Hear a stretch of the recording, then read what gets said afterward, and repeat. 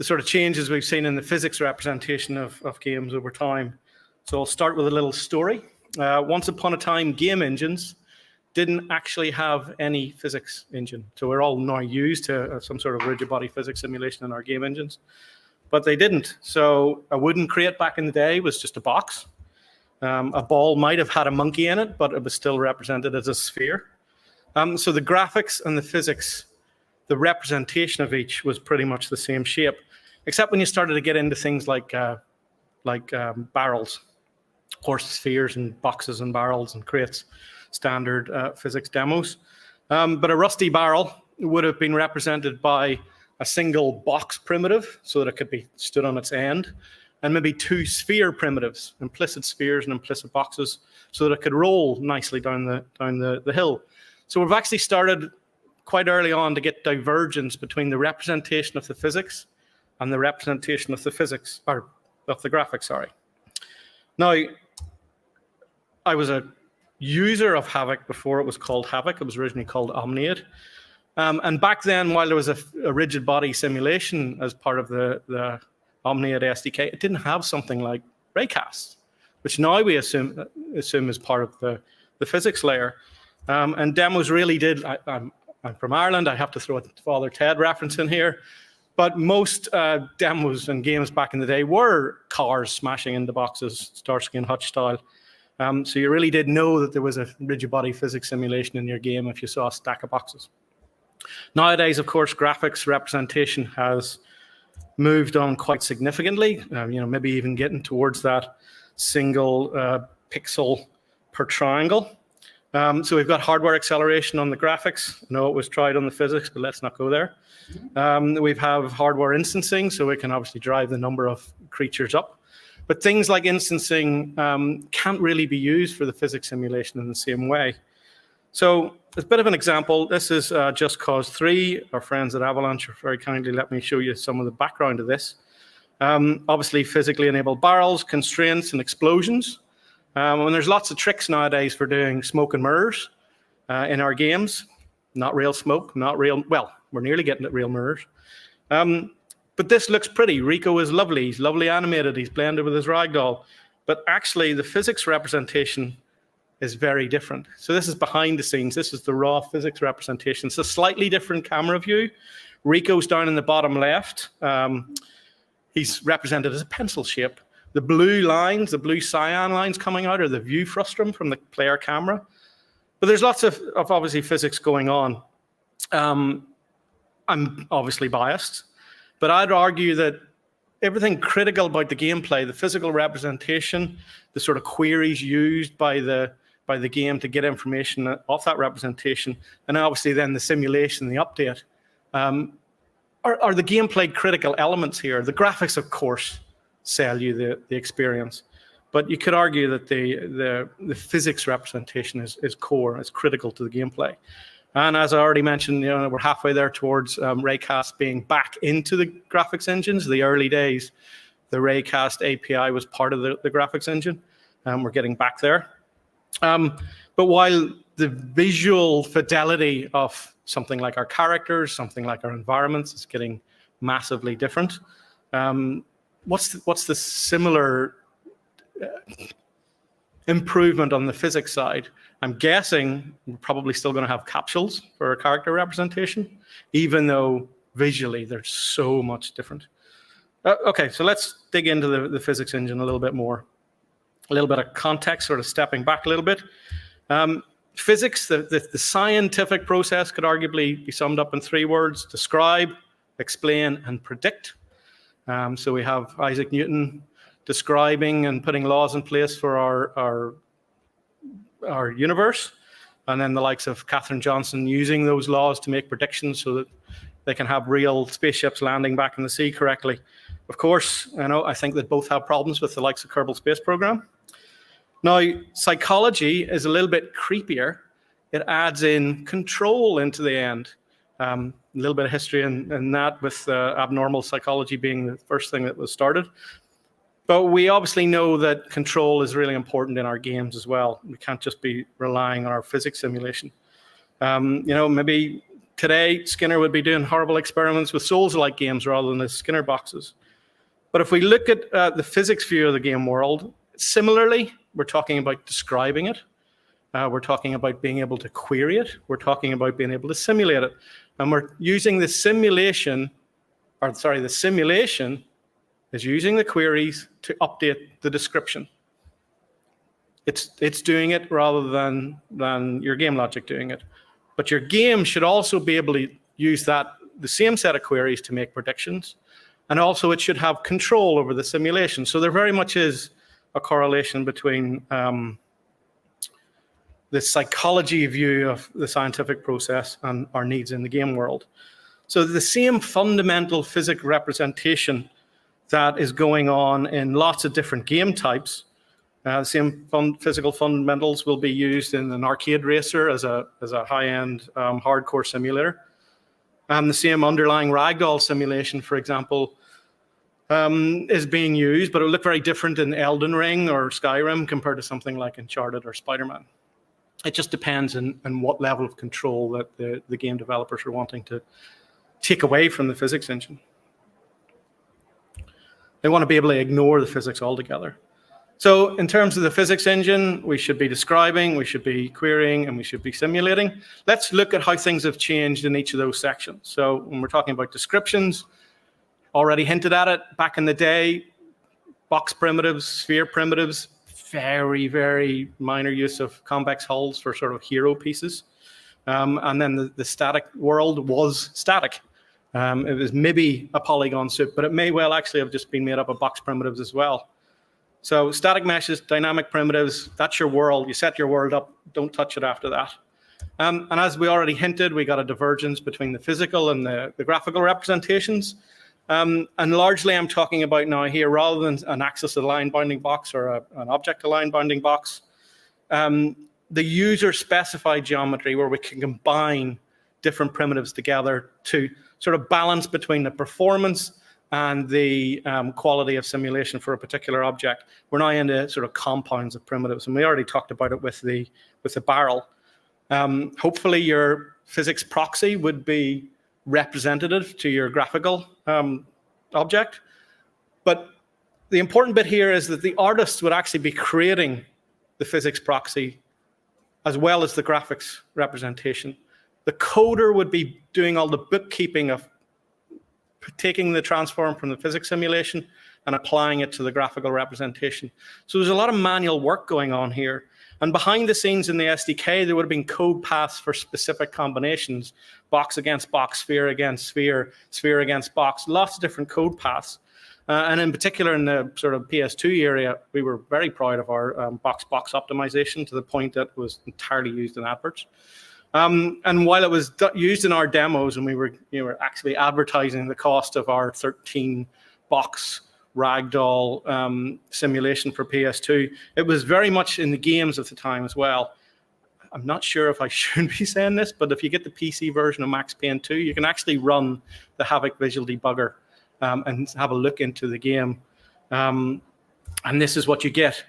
The game very much uses boxes. Even the static world is made up of a bunch of boxes, very sort of select use of convex hulls in places. So is my mouse going to be which direction?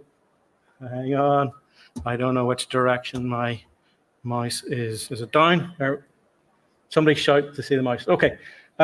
So even though visually this is quite complicated, this table is simply just a box.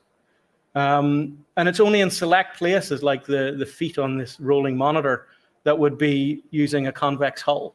But the vast majority of the environment are boxes, even for things like cartons, and of course the ragdolls. This was great fun hooking up while somebody was playing it in the office at night over the network. You could hook up the VDB and have the ragdolls come to life again and just freak out the player. It was great fun. Of course, I talked about it being manual. Nowadays, physics engines are part of, I can't really see, but hands up who's using Unreal. Hands up who's using Unity. Hands up who's doing their own. I assume Godot's in there somewhere as well, is it? Oh, wow. Okay, cool. But nowadays, all that bookkeeping that I talked about, even the construction of the graphics representation is behind the scenes. So it's a tick a button to have simulate physics. Nowadays, I'm a little bit biased talking about Havok, but nowadays, rather than relying on all of these individual code paths, we're really just using convex hulls up the wazoo. Convex hull, shrink wrap around a point of cloud or a point cloud.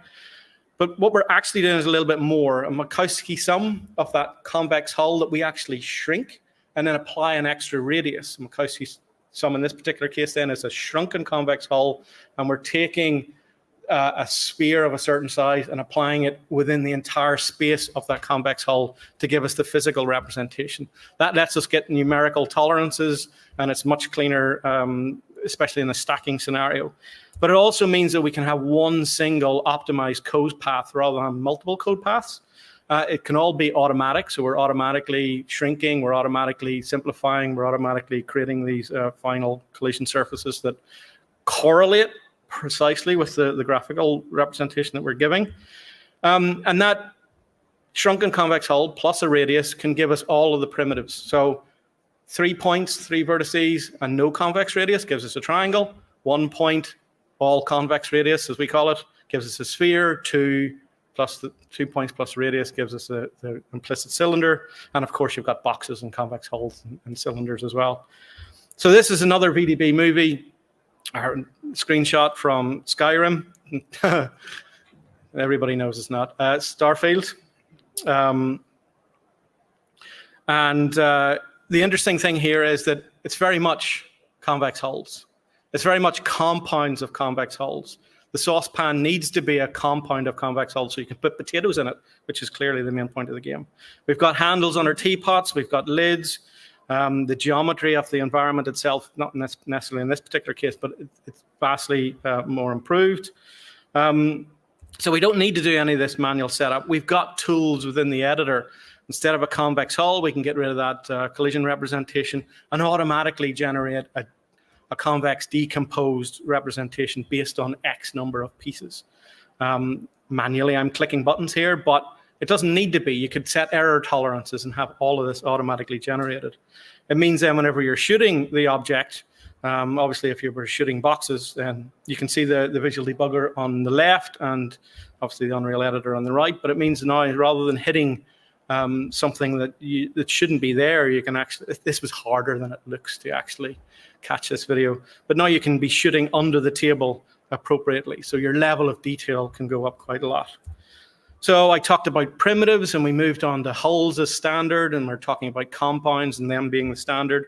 But ultimately, we're talking about a more complex description, right? We can't have manual construction to get the correlation up. We need to have automatic setup and validation.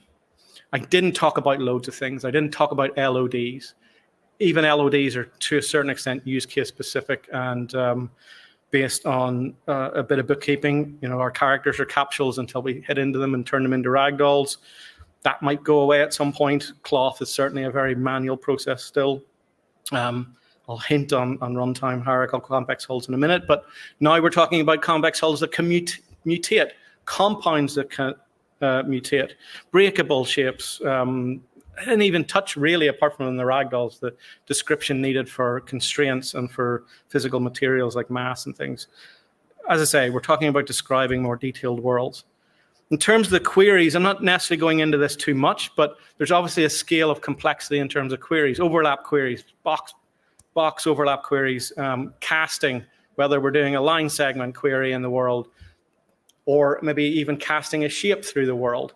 And actually now we can do rotation of a shape as it's being casted through the world. So if I've got my Viking game throwing my axe through the wall, I can actually have it spinning and correctly get the turn on the axe, rather than having to simulate it forward, find out where it hit, and then throw away all that wasted work.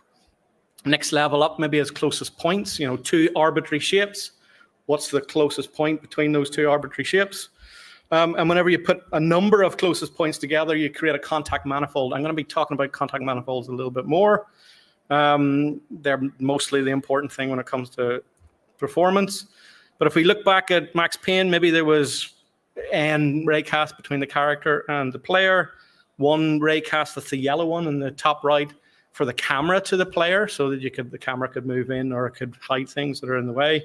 And maybe there's an extra raycast for the ground. Not very many. But now casts that used to be raycasts are now shape casts. We've got orders of magnitude more raycasts in the world. And we're dealing with bigger worlds, massive objects that need to be cast on, and objects that are really far away from the world. So you need to consider optimal pathways to get performance for your casts without getting the boiling effect that, if anybody remembers old cartoons like Rhubarb and Custard used to have. One example that I had was a simulation company was having to do parabolic raycasts. So they would have line segments for the massive parabolas. Too costly. They actually then just warped the geometry and had linear raycasts for it instead. So there's obviously ways around it, but we can't necessarily do that for the game, and double precision and handling large raycasts are important. Convex or contact manifolds, they're basically a shadow of one object on another object. These two boxes are obviously quite simple, but whenever it gets close enough, the green is our visual representation of the contact manifold. That's simple if it's a flat floor and two boxes. But if we've got compounds of compounds on detailed geometry, you can imagine the explosion of these contact manifolds. And when we're dealing with collisions, it used to be a simple on-collision event. We can't do that anymore, just a simple collision with a simple sphere to trigger a sound. We've got so many events nowadays that we have to process that we've got entirely new approaches in terms of data streams that can be analyzed, multi-threaded, possibly deterministically. So while fundamentally the same algorithms are all in there, count has obviously increased, range has increased, complexity has increased, but on collection, on filtering, and on processing. So when we're talking about the simulation, just as a reminder, we're talking about the simulation using the query system to update the description, and our game needs to make predictions and control that simulation. And we're talking maybe about three areas: quality, performance, and quantity that we tend to test on a regular basis. We're always constantly testing each version of the SDK and indeed other SDKs out there. So we're always wanting to make sure our constraints are high quality, the collisions are high quality, and the performance is there for crazy destruction scenes. If I do a little then and now on quality, we used to have discrete collision detection. So we'd have bullet through paper problems. If we move bullet from time 1 to time 2, it might miss that collision unless it's a solid block it's hitting. And then when we sort of tacked on multi-threading, continuous collision detection, you get these massive performance spikes when you have to do a rollback and then sort of rerun the simulation. We don't have to do that anymore. By default, we've got a continuous collision detection system. We can expand the ABB of an object so that it includes its rotation and its linear velocity. And this, out of the box, gives us a general performance line that doesn't have those spikes.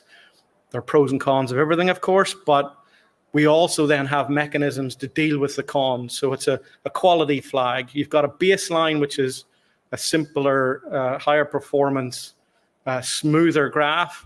And if there are certain areas where you hit potential cons and continuous collision detection, you want to have something that can handle that and only use the extra performance needed for those specific hero characters, for example. Contact manifolds used to be created point by point over a number of frames. So I don't know if you've played any old games and you walked into a room and there's been a stack of boxes and they've jittered a little bit. That was over a number of frames.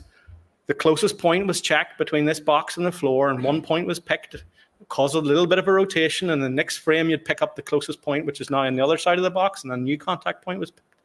And over time, it would stabilize. So jittering was, or you would hide as someone comes into the room, you would run the simulation before they could see it. Of course, nowadays, we've already seen this clip where the contact manifolds are being created immediately. You don't have that jittering. I talked about shrinking convex hulls. I talked about numerical problems if you've got a box sitting on top of a box right at that edge. It used to be that we would have a collision tolerance, and it would actually make sure that the boxes were separated. So again, old games, you might walk into a room, you'll see a stack of boxes jittering, and then they'll hover slightly apart from each other. And that was this collision tolerance. But now, because we're shrinking the convex hull in a stack and adding this numerical buffer automatically as part of the construction setup, you don't have that visual gap anymore. You do, if you look at the visual debugger, you can see the visual gap. But all of our viewers, whenever we're looking at the collision representation, also let you add that convex radius as well. So you can see just the convex hull or the actual surface that is going to be used in the game. So when we turn off on that rounded surface we get from the extra convex radius, the gap disappears. Again, it's all automatic. You don't have to care. You just click the simulate physics button. Constraint performance and quality is also going up. Iterative solvers always have problems with mass ratios, long bridges, things landing on those bridges. We like to think our iterative solver is pretty good, but it's in certain cases not good enough. There's a poor little beggar here. He's got his quarter-ton block tied to his foot, dangling. And if you're dealing with an iterative solver, that's a mass ratio with one small hand holding up his body and a quarter of a ton tied to his foot. So you get the stretching, you get that sort of bouncing between two stable situations, which is the jittering in the hand. But nowadays, again, tick a button. You want the hero character to not stretch like that and be stoic. You turn on a different solver type and you get the performance. So we want quality by default. And extra sort of issues that can come up, like collision, continuous collision technical and speculative contacts, we can have with optional extras. If we look at performance, back in the day, it was one world, it was single-threaded, and it really was like evolution. Multi-threading was bolted on top of that. So you didn't actually get a nice improvement as you increase the number of threads. It was pretty bad. Nowadays, of course, this should have been a big matrix. We've got single-threaded single worlds. We've got multi-threaded single worlds. We've got multi-threaded multi-worlds. All the combination is in there. So things like our visual debugger then, whenever we're connecting to Unreal, we've maybe got a world that's being used for the ragdoll and the animation blending, a world that's being used for setting up the static mesh, a world that's for the client, one for the server, one for the game window, one for the editor window. So there's multiple worlds, and we're having to deal with all of those multiple worlds. So multi-threading is the main crux now. It's not single-threaded if you don't want it to be. In order to make multi-threaded worlds updatable, currently we're using a double buffered world, which of course everybody will know in the graphic sense of a double buffer. So while one world can be simulating, you can be using the other world for queries. And then you can swap the two.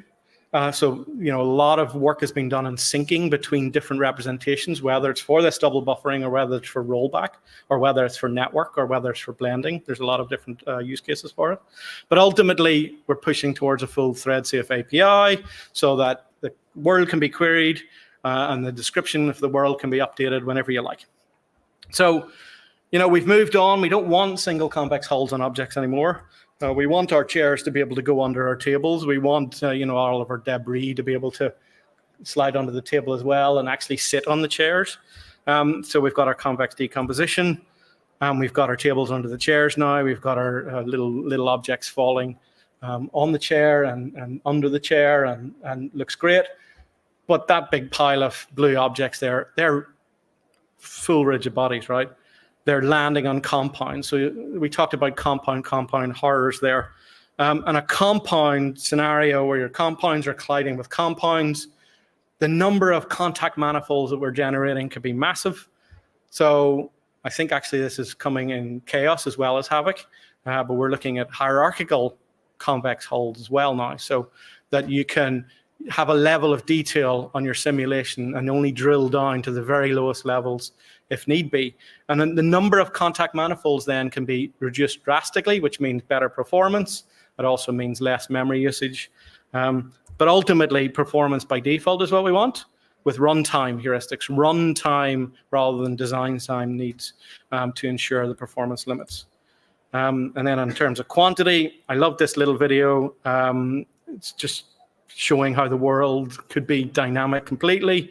We've got rigid bodies. I'm guessing there's actually a graphical effect as well in some of the rock slide. But if we try to do everything with rigid bodies, it could be really complex, as we've already seen. Niagara has got various options for like GPU SDF. The collision representation isn't necessarily great. We're not getting proper collision with the surface. It's probably some sort of point system, and it's actually against a pretty crude representation.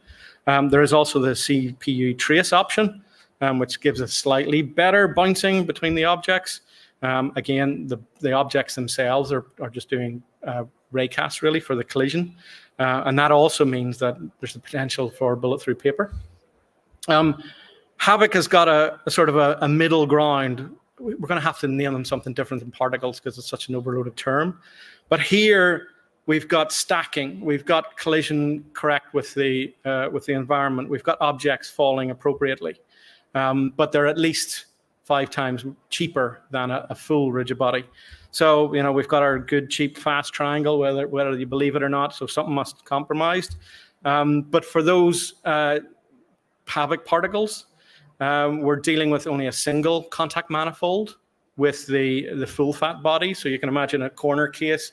Normally there'll be a wall at the back, at the side, on the floor. But these cheaper particles will only pick one of those, depending on what's closer.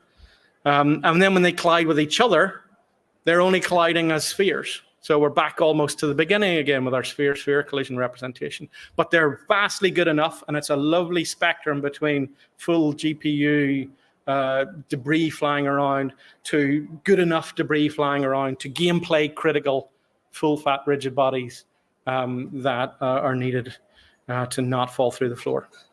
So our particles, they're not perfect stacking, but they do fill up buckets, which is quite nice. And of course, we can mix these systems together, and the user might not even necessarily know which is which if they're running around and shooting things anyway. So again, we're trying to push for quantity by default, and I didn't know how to sort of set the dietary options, low fat or full fat, to push that quantity. I want to touch briefly then at the end on the control element that is in psychology and also essential for the games. In the film space, we've got our laws of physics, and they're all lovely, but the rule of cool overrides them. So that, if it looks right, if Michael Bay wants it, it's going to happen. I don't know what the equivalent phrase in games. Maybe it is bring the fun, so the game designer should be able to decide. But ultimately, the physics engine is at your mercy. We've seen it's encapsulating more complexity. It should inform when it can't deal with any scenarios that are impossible, but it also should be able to give you gracious defaults, or just completely go, it's up to you, man, sort it out yourself. And one just example there, whenever we're talking about compound versus compound, we get into an entanglement scenario. Whenever we accidentally put a table right on top of another table, it's both of them are compound. It's an impossible situation for a rigid body simulator to resolve. Every single pairing of those subparts are trying to resolve in a different direction, and you get a bit of a mess. Havok in particular is susceptible to this because it actually tries to solve the problem, and objects get stuck. Now, this is convoluted, but it actually can happen quite easily whenever you're dealing with compounds and you're dealing with destruction use cases. But we can analyze all the data, like the data streams, the contact manifold is in there. We can analyze them, see that all of these are combining together to give an entangled scenario and override that. So you're back into a quality simulation that would look like a convex hull, but you're dealing with a quality representation that's a compound table. That was lovely when I first saw the tables doing that because I totally didn't expect it. So to sort of summarize, we want to push towards more automation on the physics representation. It's still using all the same things that everybody knows, but it's dealing with more stuff. We want to push towards design, push design decisions away and push it to the runtime. You want to be able to tweak things rather than having to design it into your game. Coders then can worry about integrating all of these extra features or handling the specific use cases. And then the designers can worry about making sure that their ambitions can scale up. Now, I want to end on an example test that we did when we first were playing with nanite geometry to see if how far we could push this. And physics, or Havok, while synonymous with physics, is really about dynamic environments and handling any sort of dynamic environment.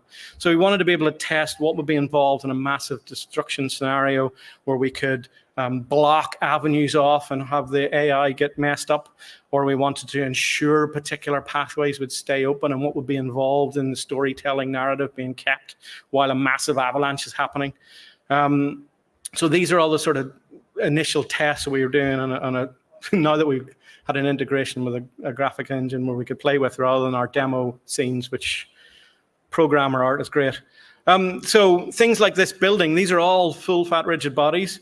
This building, I don't think still looks good enough. I want the tower from Lord of the Rings, so we could add a ton more bodies in there. But when we do combine all of those effects together, we want the landscape to be completely destructible, so that we could add in our particles, our graphic particles, our sort of low-fat rigid bodies, our full-fat rigid bodies, so we can have truly dynamic worlds that do look great. And ultimately, we'll have smoke and mirrors for real in our games. We've got ray tracing and physics matching. Okay, I will end it there. Anybody got any questions? I think we've got 1 minute, do we? We ran over time, did we? I can't see anything, so I have no idea. Sorry? 10 minutes. Wow. That's surprising. Okay, so anybody got any questions? No? Do we need a mic? I still love these old rag dolls. The uncanny valley doesn't hit them. Thanks for the talk. You're welcome. You mentioned nanite. I'm wondering, how does Havok play with nanite? Do you also, create clusters in your physics primitive? So even in chaos, it just takes the lowest, not the lowest, I always get these mixed up, the highest level of detail? No, the lowest level of detail? Whatever the crudest representation of that geometry is being used by the physics system. And then there's going to be some errors in play, but you can imagine if you use the actual same graphical representation, the mesh density or the triangle density in physics, the number of contact manifolds that are going to be generated for my one box against every single triangle is going to be astronomical. So that actually means that what we're having to look at is not only just taking the crudest representation of the nanite geometry for the physics, we're having to consider things like remeshing or mesh simplification in order to give sort of that slider between physics performance and while keeping in the error margin between the correlation of the graphics representation and the physics representation. I'm not sure if that answers your question. Yeah. Okay, cool. Thank you. What's the exact definition of a contact manifold? Sorry. I don't know. I've been using that word shadow of the object on another object, but ultimately it's not going to be a perfect shadow. For SIMD reasons, we would have 4 contact points, and you want 4 contact points and the sort of boundary that they represent to be as big as possible for the overlapping area. But we don't want to go over 4 contact points because then it's optimized in the SIMD code path. So I'm sure there's a mathematical definition of a manifold, which I definitely don't know. But when we're talking about a contact manifold, we're talking about the 4 contacts on each shape and the boundary that they represent. That's the sort of the closest overlap between those 2 bodies. Thanks. Does that make sense? Yeah. Okay. Cool. Anything else? Did I have an hour then rather than 45 minutes? Okay. My timer on my presentation is totally wrong. Yeah. Hi, thanks for the talk. We've got away from having jittering objects when you enter the room in the past to nowadays. I've noticed in many games, things are perfectly static, probably because they're frozen. And then as soon as you touch them, they explode across the room. Okay. And probably it's all games that aren't using Havok. We will get blamed no matter what. Do you know if that's a byproduct of having more automatic generation of physics? Not necessarily. Sorry, I'm just going to try and put the screens up here so that I might be able to run some demos. Let me see if I can, everybody can see that. So this is our demo framework. This is the non-pretty demos. So override, actually I could just do duplicate here, can't I?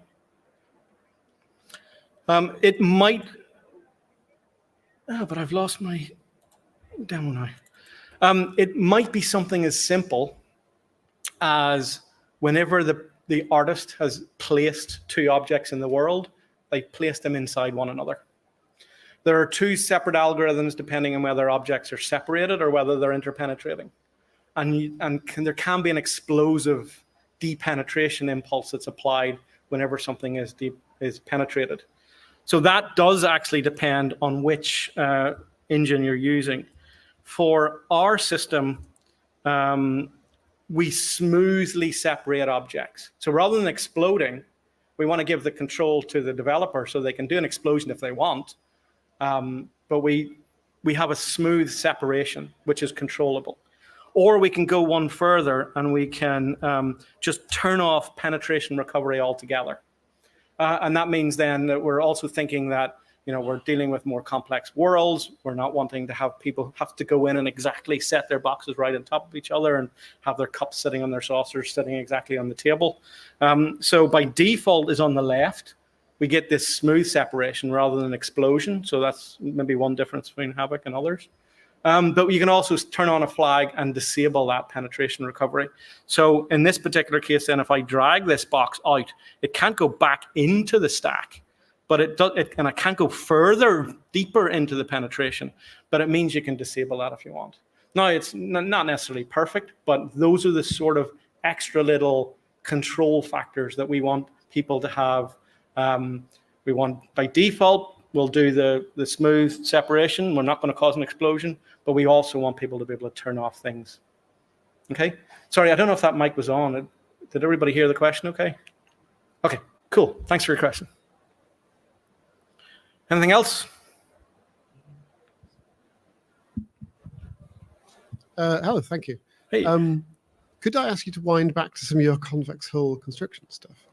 Yeah. Do you want me to bring up the presentation again? Yeah, maybe. Okay. I am often asked to end up doing tooling for authoring of these kind of things. And is the mic on? I can't. Sorry, I'll speak up. I have been deep into authoring some of the kind of. Love to talk to you after.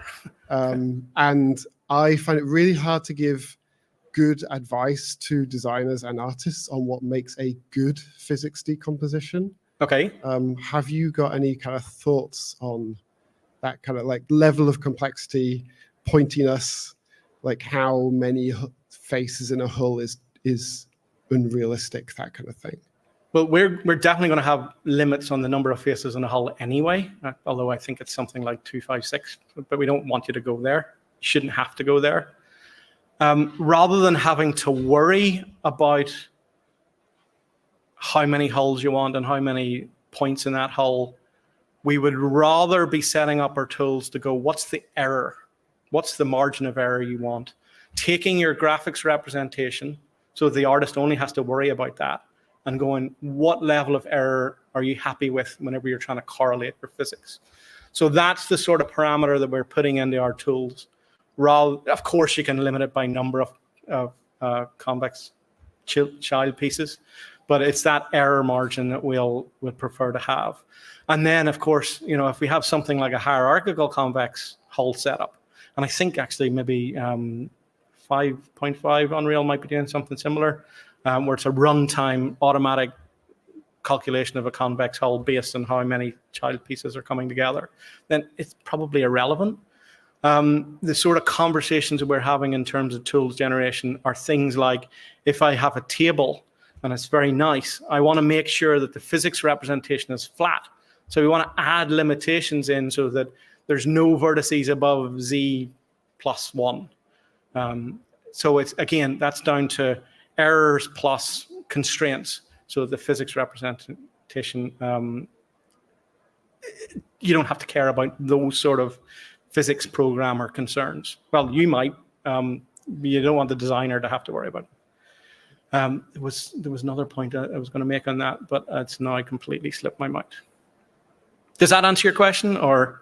Yeah, so I guess I assume under the hood you're using like VHAG. Oh, right. Okay, so and there's the CoCamel. That's the free open source one. Yeah. Yes. So the main difference that we would consider between maybe our convex decomposition toolchain and that one is that we are considering physics in mind. So especially for something like a skinned character, if you want to do a set of convex hulls automatically for a character, we don't want to have, we want to be as rotationally symmetrical as possible, for example. So long, thin things are bad. Sometimes whenever you're doing, say, convex hull decomposition of the T-pose, you might end up with the upper arm of the whole section in the torso area. So when the arm falls down, you know, that rigid body element is sticking up in the air. So it's that sort of thing that we don't do in our convex hull generation that I've definitely seen in the likes of, is it VHA? Yeah. VHCA. The other part of it is if you're doing something like a destruction of a building, then it may well be, and I don't know if we've added these sort of features into our tool chain quite yet, but you want to ensure things like you don't simplify the hull so that the windows and the doors end up getting blocked off. So it's those sort of asset validation elements that we're really concerned about. We're just assuming that our tools are going to be, you know, faithful to the physics representation, but then it's the error and the correlation between the graphics and the physics that's really concerning. And the sort of questions that you're asking, we should have to worry about them. You shouldn't have to worry about them. And definitely the designer shouldn't have to worry about them. I don't know if I just fobbed that question off or did I answer it? No, thank you. Okay, cool. Thanks. Anything else? I think we're out of time, so. Oh, brilliant. Thank you very much for attending.